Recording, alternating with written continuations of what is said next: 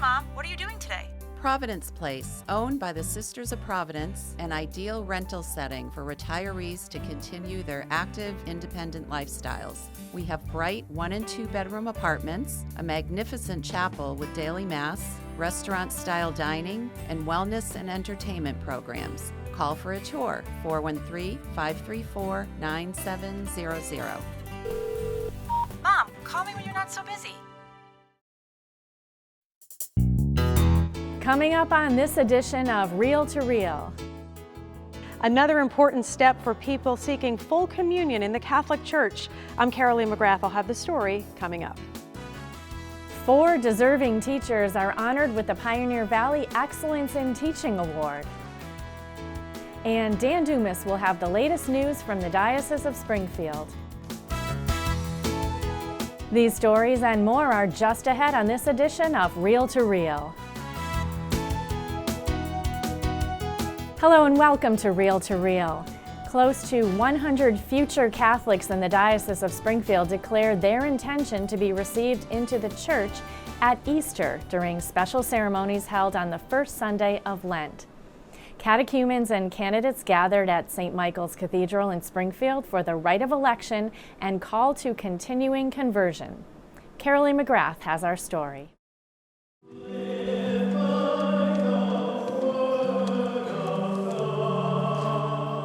Surrounded by family and friends, close to 100 people participated in the rite of election and the call to continuing conversion at St. Michael's Cathedral in Springfield. 29 catechumens and 66 candidates are enrolled in the Rite of Christian Initiation of Adults, or RCIA, and the Rite of Christian Initiation of Children, RCIC. They will complete the sacraments of initiation, which include baptism, First Communion, and confirmation during the Easter Vigil at their home parishes Saturday, April 11th. Como he hecho en otros países, pues me siento. Jem Quinones Medina has never been baptized. He will enter the church with his daughter and 2 young sons. Medina is a member of Our Lady of Guadalupe Parish in Holyoke. What has Jesus meant in your life? It means a lot to me. It supports our family, and it's something indescribable. If you were to tell somebody why you love Jesus, what would you say? I love him because he gave his life for us. The rite of election is for catechumens who were never baptized. During the ceremony, Springfield Bishop Mitchell Rosansky asked them to stand along with their godparents, asking them if they wished to enter fully into the life of the Church through the sacraments of baptism, confirmation, and the Eucharist. Then the catechumens came forward to sign their name in the Book of the Elect. The catechumens are now called members of the elect. Next, in the celebration of the call to continuing conversion, the bishop asked the candidates to stand. Candidates are those who have been baptized Catholic or in another Christian denomination. They too will complete their sacraments of initiation at the Easter Vigil. Bishop Rosansky explained how the rite of election dates back to the early church. And so this celebration of the rite of election reminds us of the ancient days of the church, when those who wanted to be baptized at Easter began that intense time of preparation.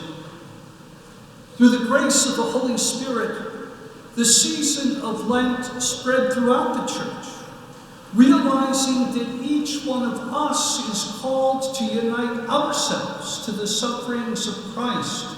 Jacqueline Reardon made her first communion but never made her confirmation. The young single mom attends St. Joseph Parish in Pittsfield, along with her childhood friend, Jocelyn Cancel. I realized, I have to make decisions for myself now, and, it's not all about me, and I can't just pick up and go. Now I have another being that I need to think about, and so, of course, all of my decisions fall back onto him. And he's applauding you for that. That's right. Mainly I did it for myself, to get back into the church. I was raised Catholic, and but I've been on my own for some time now.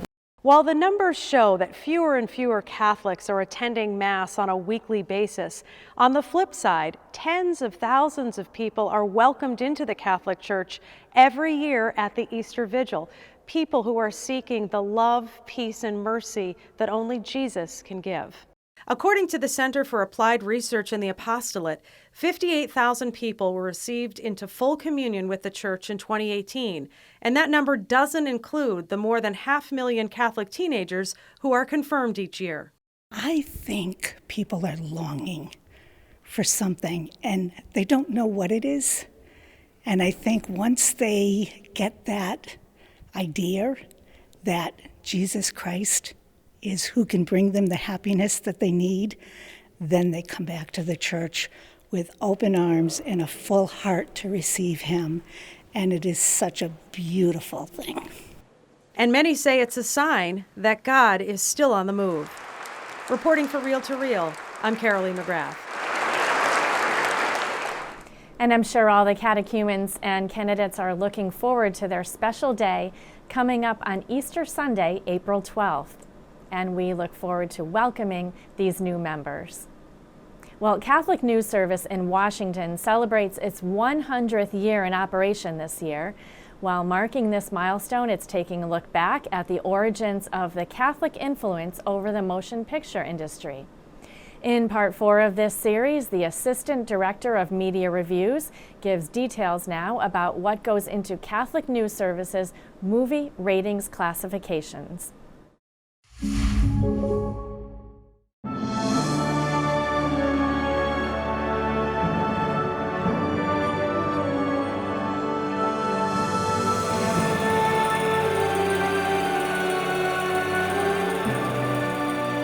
So our classification system consists of 5 classifications. A1, which is general patronage. That means this is a movie for everyone. There's absolutely nothing objectionable in this. The only exception to that would be we might warn that there are characters in peril, so that really little kids might be frightened by the movie. But if there's anything the least morally objectionable, then it doesn't get an A1, because really we're saying this is for all age groups. So those would generally, these days, tend to be cartoons and things like that. A2 is adults and adolescents, so obviously adults and teens, but not little kids. A3 is adults, and that means grown-ups only, although occasionally there'll be a film that's sort of in a gray area between A2 and A3, and what we do in that case is we give the A3 classification, but we note in the text of the review that this might be acceptable for some mature teens. So we're not endorsing it for them, but we're saying some parents may feel that there's really nothing here that they're uncomfortable with their 17-year-old seeing. The next classification is L, which originally was A4, and L stands for Limited Adult Audience. So that is an interesting category because it can cover basically 2 things. An artistic movie of considerable aesthetic merit that grapples with gritty material, stuff that the average casual filmgoer doesn't want to really engage with. And so there's that aspect of the L. The other aspect of the L would be a bad movie that simply isn't so bad that we tell everybody not to see the film. So we're saying this isn't quite bad enough for us to really classify it as an O, which is our morally objectionable, but be warned that it skirts with that. And then the final rating classification is O for morally objectionable. And that's the modern equivalent of the old C for condemned. And you'll see that there's kind of a verbal shift there. Condemned means we condemn it, whereas morally objectionable means we perceive in this something morally objectionable. And so that essentially is our telling readers, do not see this film. This is not acceptable from a Catholic perspective.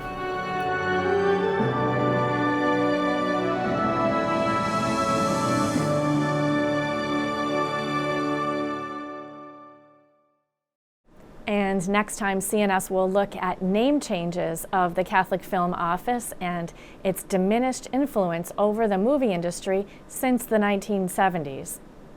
Still to come on Reel to Reel, Dan Dumas has the latest news from the Diocese of Springfield, and some deserving Catholic school teachers receive a special honor. These stories and more are still to come on Reel to Reel.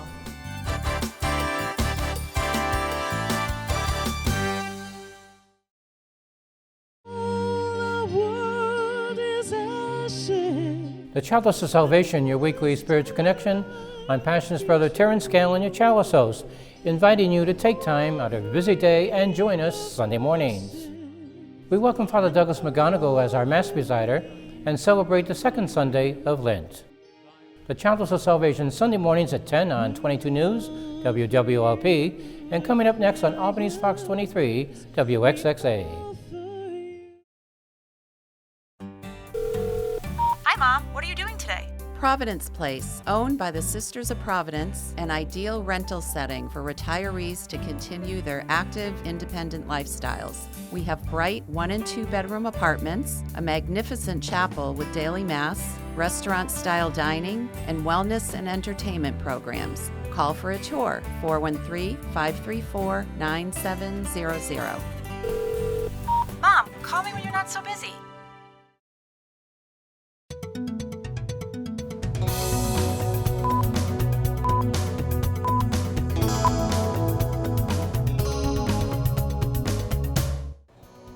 I'm Dan Dumas with your Reel to Reel news briefs. Springfield Bishop Mitchell Rosansky issued directives this past week in response to growing concerns over COVID-19, what is popularly called the coronavirus. On Thursday, Bishop directed that for the time being, all holy water fonts be drained, cleaned, and remain empty, that the sign of peace ritual, an optional rite, be temporarily discontinued, and the option of distribution of the precious blood during the Mass will also be suspended, with the exception for people with severe cases of celiac disease. Bishop spoke with Reel to Reel about why he issued these directives. As we've heard the news reports from around the world and in our own country, we realize the importance of being on alert for this coronavirus.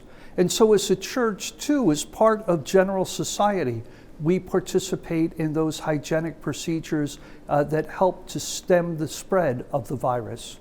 So that's why I've issued those guidelines for churches and for Mass to really heighten our own people's awareness of the coronavirus, and also to do all that we can in our Catholic Church to prevent the spread of the virus.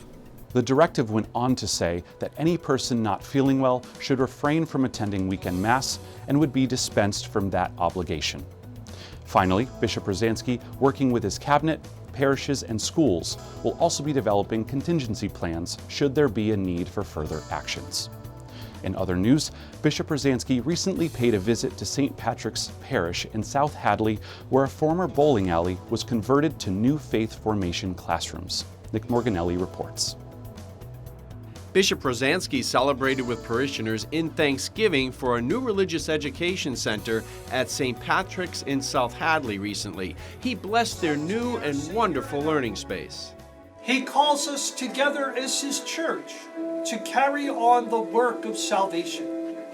We ask you now to bless us and all who will use this center of catechesis. Nearly all of the funding for this transformation was from an endowment gifted by parishioner Marie Ann Quenneville.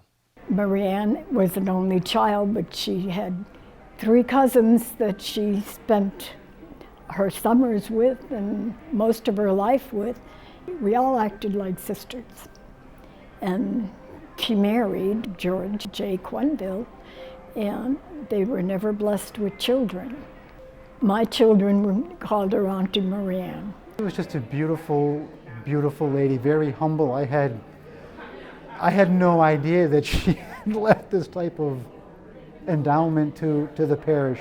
Had no idea, but that's who Marie Ann was. Very humble, very giving. The vestments that Bishop was wearing at Mass, the chasuble, that was a donation too from Marie Ann. I'm figuring she probably saw what we were doing, and she knows the youth are our future, and we've got to have them, or give them the opportunity to prepare, be ready to take on the future of the Catholic Church. So what better way than having the classrooms and up-to-date classrooms for all the kids. All our desks are movable, so teachers can have whatever configuration works for them. If they don't need all the desks, they're easy to store them against the wall. If they want to watch a movie, we've got the blinds that'll come down and they can watch a movie in here. All our TVs are smart TVs, so they've got internet access. The whiteboards are the kids' favorite. Hey, anytime you get to write on a wall, it's great. Yeah, they were all excited to receive messages.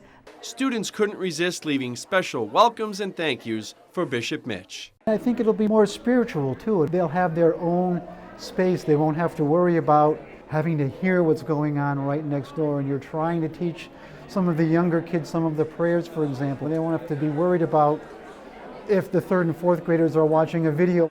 Before this, they just sat at round tables, clustered together really, really tight. And we had 7 classrooms in one gym, and they were all divided up by partitions. But we were literally sharing partition walls. And before that, there was bowling? I did see the bowling alley. I can remember when my wife and I were Cub Scouts, when our son was a Cub Scout, we actually took them bowling here a couple of times. There was 4 candle pin lanes here, but as the years went on, it just got to be used less and less frequently. You know, it's a sign of the times, unfortunately. And that gym, it used to be a roller skating rink. Yeah, I think it was every Friday, Saturday nights they'd roller skate out there. And our kindergarten and first graders now have the whole gym to themselves, which is great. May all who come here know the presence of Christ and experience the joy of his friendship and grow in his love. Grant this through Christ our Lord. Amen. Giving thanks in South Hadley, I'm Nick Morganelli. Visitors to the Vatican Museums and Sistine Chapel were recently treated to a rare display of centuries-old tapestries. We have more now from Catholic News Service. 10 enormous tapestries designed by the Renaissance master Raphael were on display in the Sistine Chapel from February 17th to the 23rd to help celebrate the 500th anniversary of the artist's death. The tapestries are normally displayed behind glass on a rotating basis elsewhere in the museums. But officials at the Vatican Museums wanted to mark this year's important anniversary by hanging all 10 of the tapestries where they were originally designed to be, on the lower walls of the chapel. The colorful and detailed tapestries depict the lives of Saints Peter and Paul and events from the Acts of the Apostles.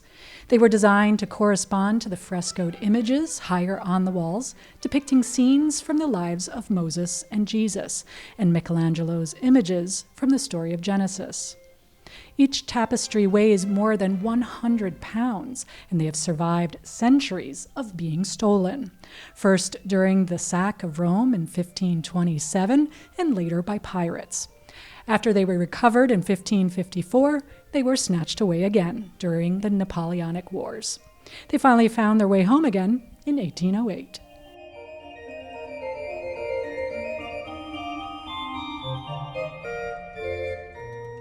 Finally, it's green season in western Massachusetts, and the Sisters of St. Joseph mark this time of year with their annual Irish Festival. David Martin reports.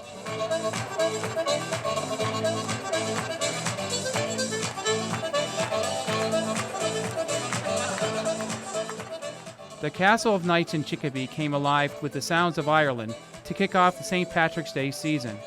Hundreds gathered to celebrate the annual Sisters of St. Joseph Irish Gala. Sister of St. Joseph Eleanor Harrington, the coordinator of special events for the congregation, said the event promotes the mission of Sisters of St. Joseph by serving their neighbors, and those attending help the sisters to reach out to more people in need. The fact that we can bring people together and have this wonderful time is just a great feeling, and it's so heartwarming to know that there are these many people that love us and care for us and help provide for us, and we are so proud and so grateful.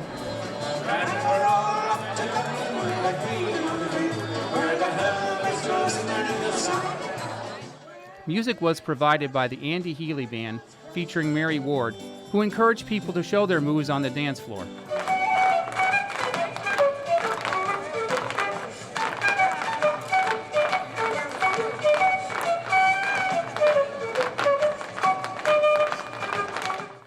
Irish step dancing was demonstrated by the Black Rose Academy of Irish Dance. Nancy Keys, an Elms College graduate, has attended the Irish Gala for many years, which she believes is a great way to support the Sisters of St. Joseph. They're so good to us. They've been so good to me since I was in school, and I think it they never forgot that we will be there for them, and then vice versa. We have never forgotten that they've been there for us through thick and thin. Keyes, whose father was Daniel M. Keyes Jr., a well-known judge and lawyer of Irish descent, said watching the Burney family with 8 children who are dancers is what the Irish Gala is all about: family and togetherness. People attending were dressed in their best Emerald Isle attire. There were also many Irish-themed items being sold and raffled. Springfield Bishop Mitchell Rosansky offered a blessing in which he thanked God for the Sisters of St. Joseph and for the many ways that they bring God's presence and love to others. In Chicopee, I'm David Martin.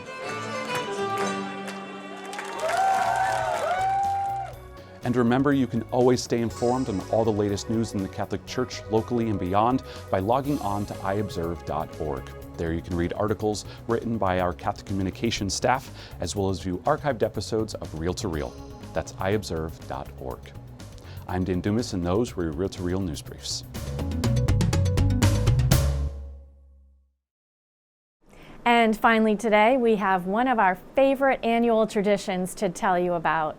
4 deserving Catholic school teachers received the Pioneer Valley Excellence in Teaching Award. I got to be in on the surprise announcements as Catholic School Superintendent Dan Belargin and Assistant Superintendent Josh Agnew presented the awards.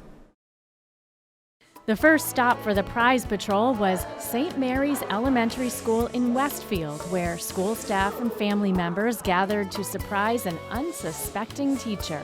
So Lynn, you were nominated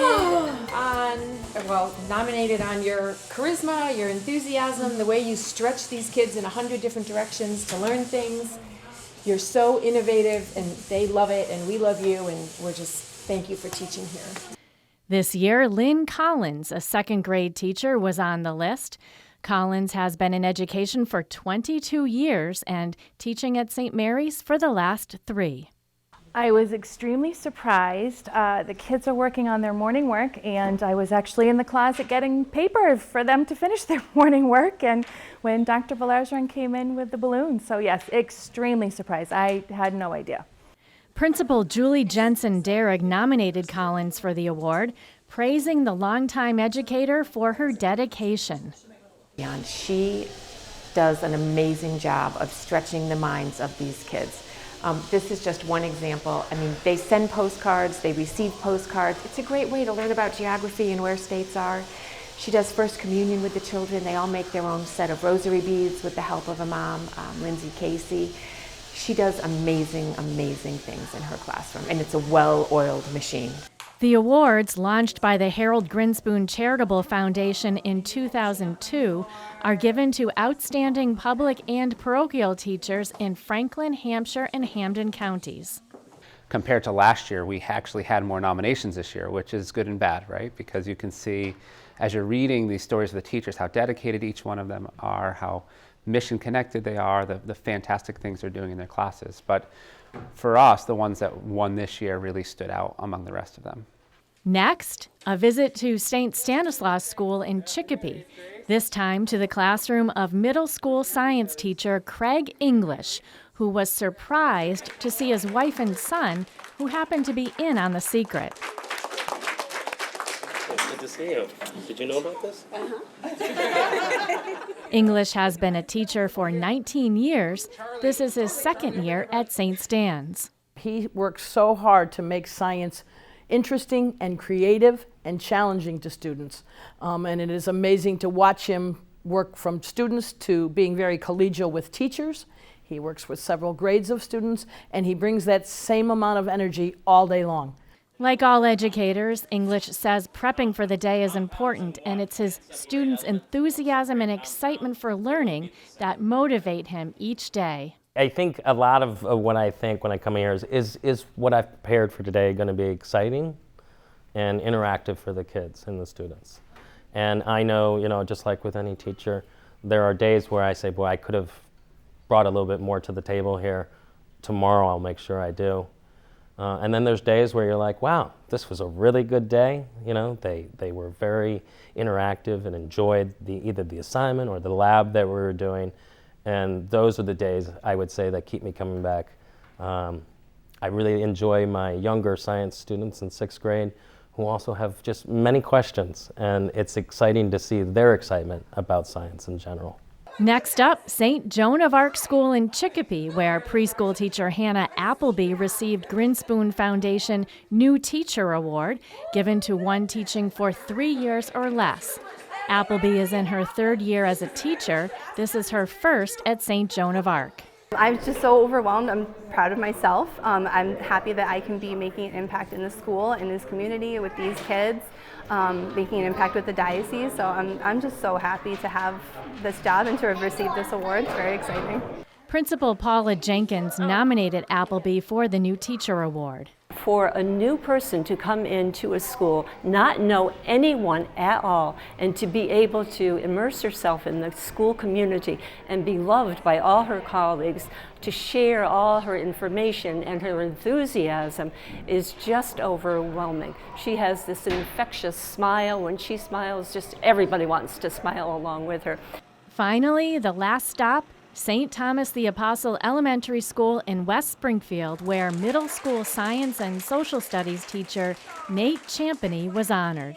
Mr. Champany was voted as one of the Grinspoon Foundation Teachers of the Year, so we're here on the prize patrol to say congratulations.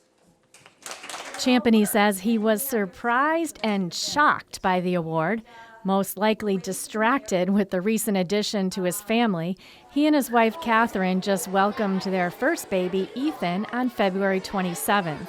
Champany's mom was there capturing the ceremonies on video chat. Surprised would be, I'm only 29 years old, only. Like when you think of teachers of excellence, you think of, colleagues that have been in the business for a long time and have really put in, the work and the effort.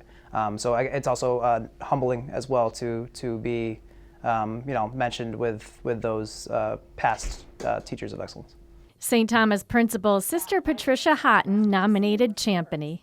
He is an outstanding person who treats education like the wonders of life. He's the type of man that is so tuned into the process of learning.